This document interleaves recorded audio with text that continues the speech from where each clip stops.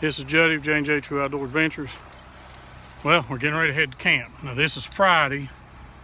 It's 5:12 and Alvin's been over. We loaded up the truck with his stuff and my stuff. And I'm just checking to make sure I got everything that we're going to need, and basically make sure I got camp keys. It'd be terrible to go to camp and forget your keys. There's Alvin's, and I think these are mine. Yep. So I got camp keys here. Sorry for the focus on the camera, because I'm putting this on the cell phone for right now.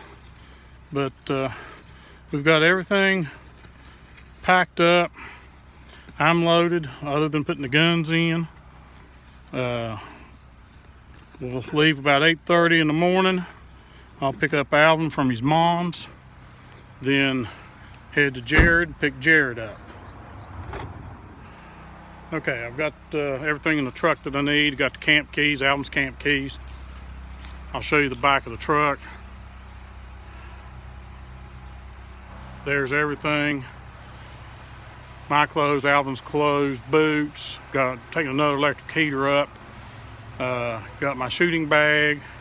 I got, for those who've watched our channel, this is the camp radio.